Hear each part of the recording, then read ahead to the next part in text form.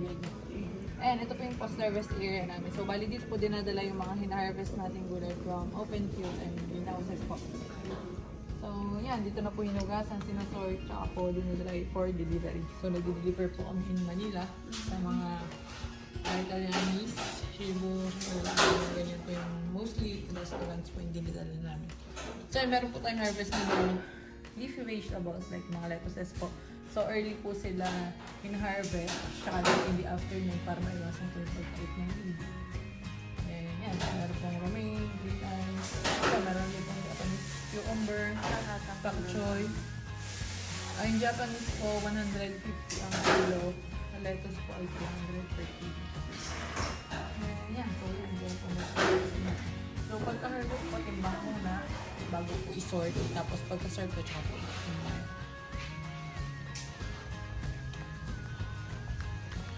So, ito po yung dating vermiculture area namin. Pero may area pa naman po na for composting. So, tinaniman po siya ng Dawang Maria. So, ito po ay herbal medicine sa mga Disneria. So, pinapay po siya. And, yeah, so vermiculture is pag-aalaga po ng bulate or pagpapara ng bulate. So, African Nightcrawler po yung bulate na nagamit namin dito. So, sila po yung kinukuha na namin ng vermicast, which is yung ginagamit namin siya as first grade. Then, yan. So, yung African Nightcrawler po is may mga hermaphrodite, nocturnals, and meron silang fibrous. So, kung maputol man po sila, is buhay pa rin po sila. But yung droppings ng bulate natin, yun po yung vermicast na ginagamit natin as fertilizer. Na siya. But first acquired on 2005 as leisure farm ng family. Then first acquired nila is 1,000 square meter lang po. So then nagkaroon sila ng practice area. So nagtanim po sila ng for family consumption ng mga gulay like mga pinakbet po, yung mga talong, okra. Then nagtanim din sila ng mga herbs. Firstly is yung parsley. Then nung may nakabisita sa kanilang friend from Italianese. So, yun yung first client nila na dineliver na nila in Manila. And noong 2009, na-commercialize na siya. So, nagbebenta na sila ng mga high-value crops. So, yung mga lettuces, parsley, yan, ganyan. Then, noong 2012 po, na-accredited siya as first agritourism in the Philippines. So, yun po yung history or yun na yung pinagmulan kung bakit naging ganito na din po yung farm.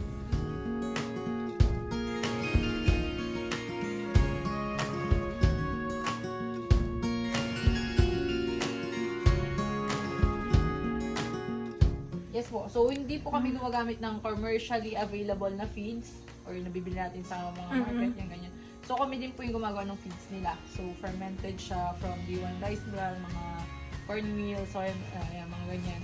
So, nagpa-ferment lang din po kami. Then, yun po yung pinapakain namin sa kanila. And, kung mapapansin niyo po, wala pong fall odor dito sa, or hindi po mabaho yung baboy namin. Kahit nasa likod lang po ng front desk. So, tulong din po yung yung beddings nila is made from coconut husk, sawdust, rice hull, carbonized rice hull, lupa, and asin. So, yung carbonized rice hull, kagaya po sa uling, pag nilalagay tayo sa ref, makakakontrol din siya ng fall odor. And, tulong din po sa amin yung EMAS, or yung Effective Microorganism Activated Solutions. Siya po ay from EM1, molasses and water. So, yung EM1 po is Japan technology siya na natutunan nila Mr. Ronald Costales. And yun na po yung pinaktis na dito sa farm. So, yung EM1 po, may mga good bacteria like phototropic tsaka po lactobacillus. So, yung phototropic po, nakakatulong siya makakontrol ng fall odor para hindi po mabaho dito. And pwede siyang ipainom sa mga alagang hayop para maganda po yung digestion nila. So, meron siyang lactobacilli na organism. So, yun po yung parang hindi mabaho dito sa baboy.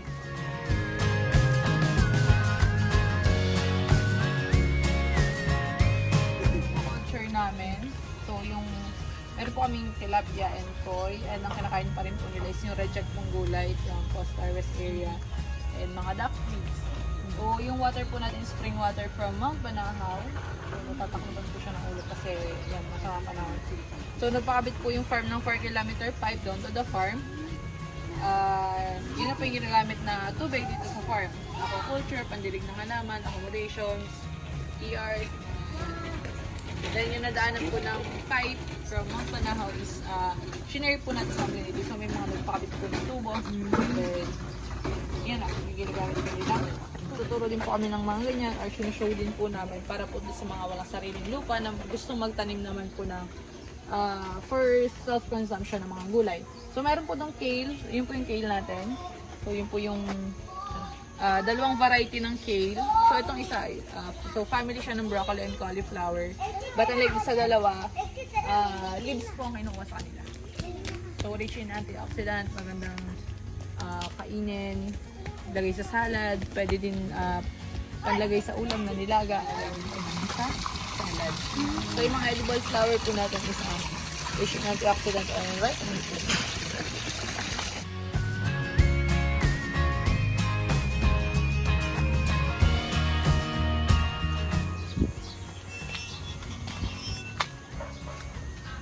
Ito po yung seedling, nursery area.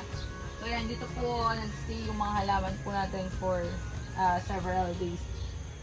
So like yung mga lettuces natin, parsley, kale. So mga 15 days po sila bago po sila matransplant sa open field and sa mga greenhouses po. Then ito pong nursery is gawa po sa UV treated plastic na bubong. Then, meron po siyang additional net para mas malesen po yung init na pumapasok dito sa loob. Then, water sprinkler na din po yung ginagamit namin na pandilig dito sa loob ng nursery. So, ang lakas lang po ng tubig yan is parang ambon lang po. And twice a day po dinidiligan, every morning and every afternoon. So, mostly po ng halaman dito is mga lettuces, parsley, kale, and kamatis, sili. So, yan po.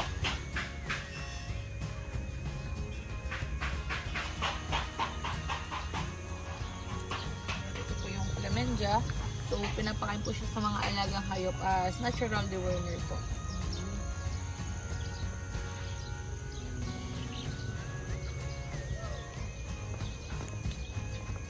And ito naman po yung tricantera. Pakain din po sa mga alagang hayop. Pampagatas naman po sa kanila. Mulberry, pakain din po sa mga kambing, kakakalabaw. Ang bunga. And yung bunga niya po is nakakain sa tao. So combination lang po ito ng vermiculture area and nursery area. So ilalim po nito is yung vermiculture natin and sa ibabaw is yung nursery po. So unlike dun sa nursery natin na na-waste lang po yung ilalim. So dito po, to maximize space, ginawa po itong vermicelli. Then, yung excess pang water from sprinkler, yun naman po yung magme-maintain ng 80% moisture na kailangan ng beddings ng ating mga bulate. Since sa balat sila humihinga, so kailangan po is basahin yung kanilang beddings. And para po na nagtatanim bago po dumating sa nursery area yung mga seedling trays po natin. So, yun po yung mga yung potting medium na ginagamit po natin is yung carbonized rice hull po and yung vermicast. So, yung vermicast po is yun po yung pinaka-pure worm droppings ng ating mga bulate po. And yan, so yung pangalaman po is hindi na kailangan ng seeds like yung mga herbs, yan, mga mint. So, hindi na po nila kailangan ng seeds. So, cuttings lang po yung ginagamit sa kanila. Then, pwede na silang itanim. So, yan po yung Swiss mint. So, nilalagay po namin siya sa water pang alkaline po.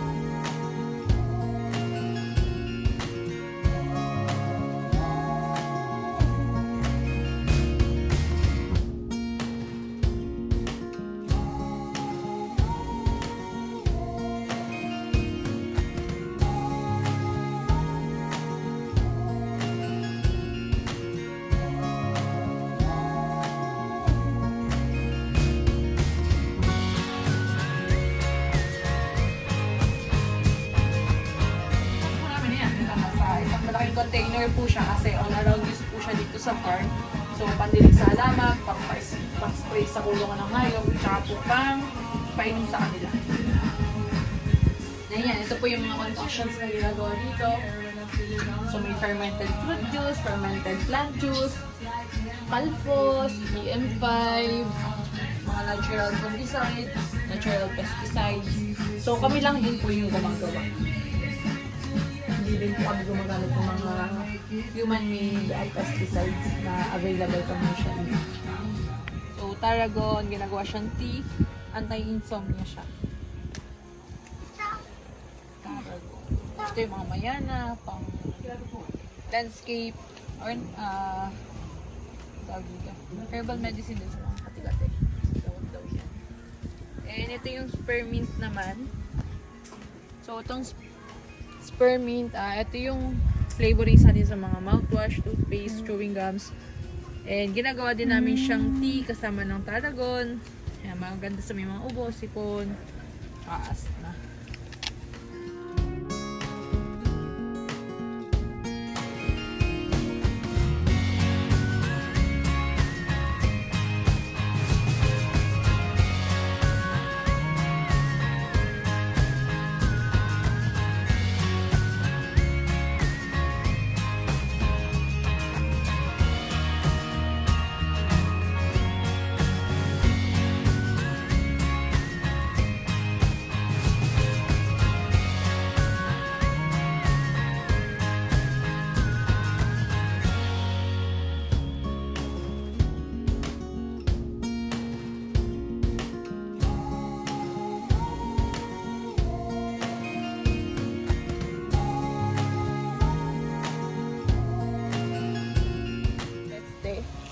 So, imbis na kung monocropping or isang tanim lang po, pwede nilang makain lahat yan.